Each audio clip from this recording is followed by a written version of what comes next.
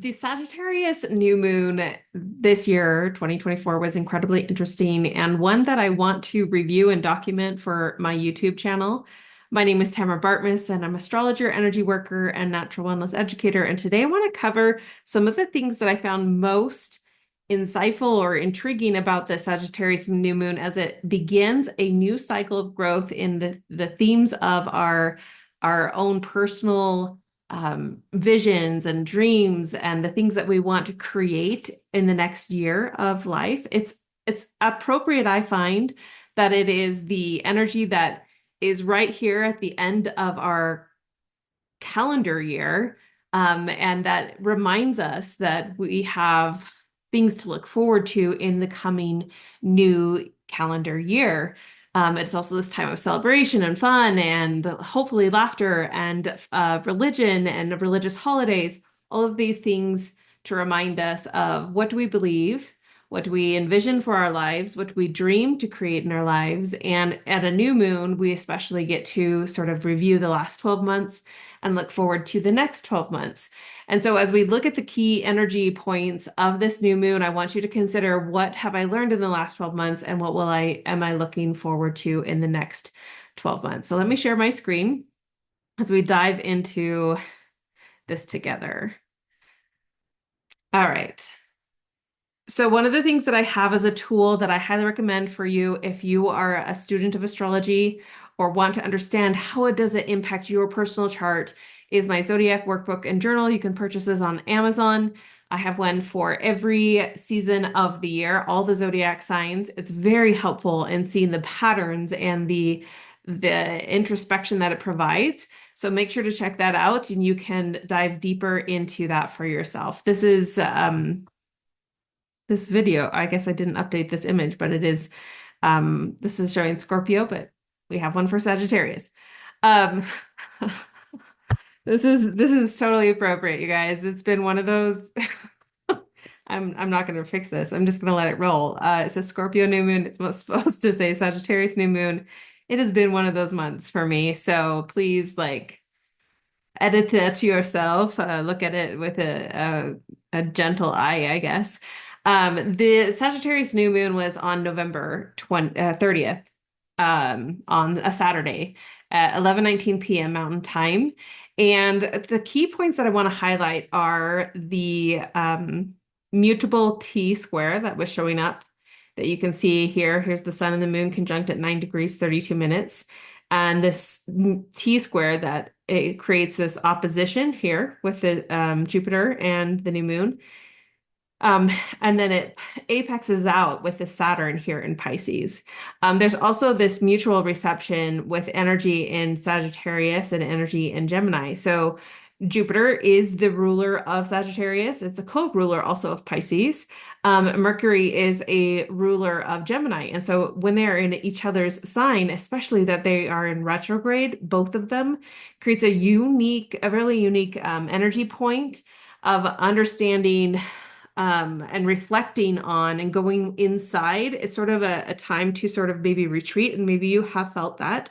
I have, where it's not so much about being outgoing and going and gathering more and getting outside of yourself as it is time where you just might feel, I just want to curl up and reflect and maybe read a good book or enjoy time to yourself.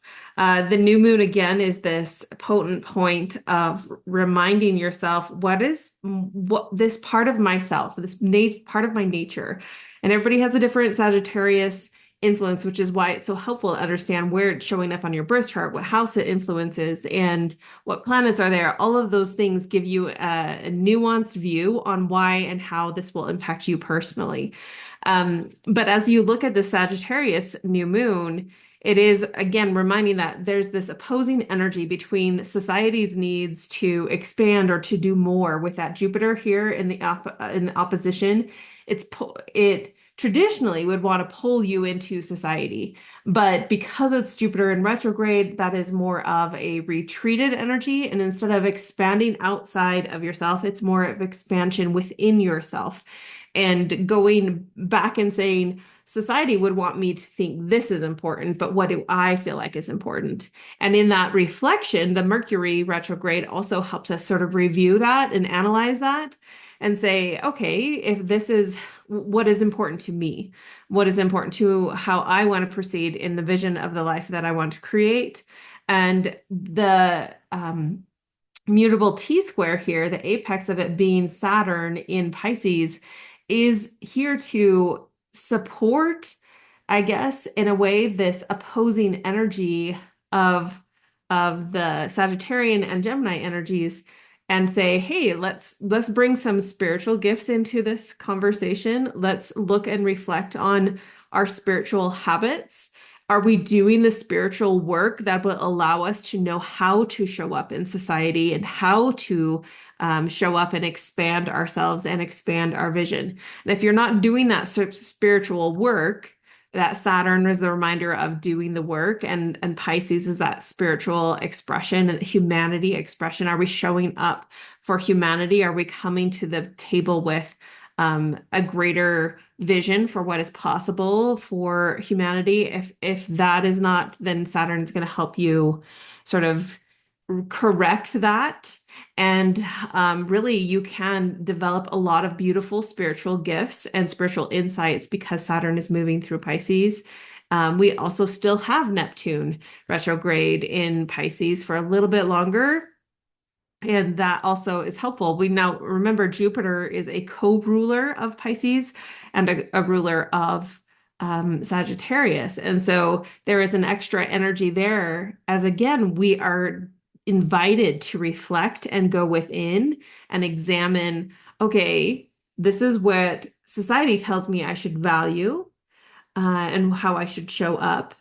But is that true to who I am and the feelings I have within me about my visions and my dreams and my aspirations? And another thing that's really helpful is reminding yourself that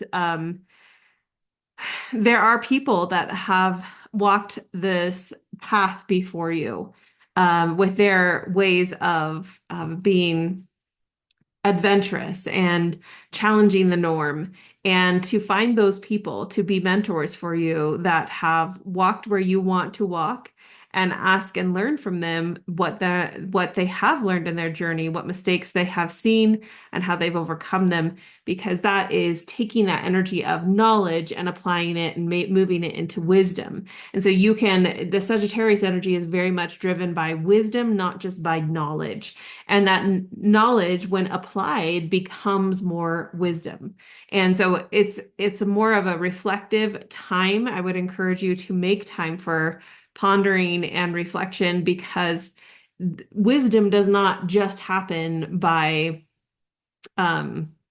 happenstance. It is something you fight for, something you earn, something you ponder on, you experience, right? So whether it's like actual experiences that have triggered this reflective wisdom, or the moments of pondering and thoughtfulness that have said, I see this now differently, it is that time of year to sort of really lean into that. Now, Jupiter will be retrograde for a while still. In that energy, again, the invitation is to say, do my values align with how do I want to show up in honoring of my values and the way that I want to present myself to the world?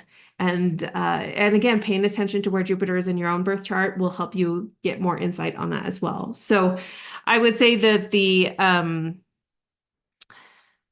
if there's anything else that I would point out for this time, the Sagittarius new moon, it's mostly that you need to make time for yourself to go within. There's so much planetary retrograde energy, and it's not about going outside of yourself as much going within. And some tools to help you do that. One of the oil that I was surprised that came up for this Sagittarius New Moon was an oil called fennel or sweet fennel, and really helping to take responsibility and ownership for situations in your life where you might be somewhat delusional. And going back to that Pisces energy can really put us in a place where we sort of get caught in our own our own poor habits and where we start doubting ourselves or not trusting ourselves, where we start avoiding the things that need to be dealt with and getting caught up in habits or addictions or vices that really avoid the work that needs to be done. And Saturn here is saying, don't avoid it, do the work. And when we do that work, we are then setting ourselves up for knowing how we can show up in a greater way on the social plane as well as in our personal adventures and life that we seek to create. So fennel helps you to really tune into your body, and the messages that it has there is very supportive to the digestive system. And I would really encourage you to continue using it throughout the rest of the Sagittarius season. As you see in my Sagittarian season overview, that it was recommended as well to use throughout the entire month. But again, helping us step out of any kind of paralyzing shame that's keeping us stuck in the past, really learning to listen to ourselves, our spirits, and our bodies, and to be able to take action and move forward when the time is right. It might not be the time right now, but there will be a time where the energy will shift and it will be time to move forward again as these planets shift out of retrograde and into a direct motion that will support you also moving forward as well. Just a reminder that Sagittarius is going to be impacting the energy of it as the sun moves through that is going to be impacting your hips, your femurs, thighs, sciatic, your sacral area, your central nervous system, your sacrum, coccyx, and any kind of release of tension in the body. So we hold a lot of emotion down there in the hips region and the upper legs, and that's how we are able to move forward. So I would really encourage you to utilize the reflective time in some somatic work to bring awareness and patience and compassion to this part of your body as well. If you want to learn more about how to use essential oils for different zodiac energy signs and their physical, emotional, mental, and spiritual application, please download this essential oil cheat sheet to get you started. And I'll walk you through how to utilize that for each of your signs. I hope you guys have a wonderful Sagittarius season. I will be putting up another Gemini full moon video today, just so that you can be prepared for the Gemini full moon as well. Thanks so much.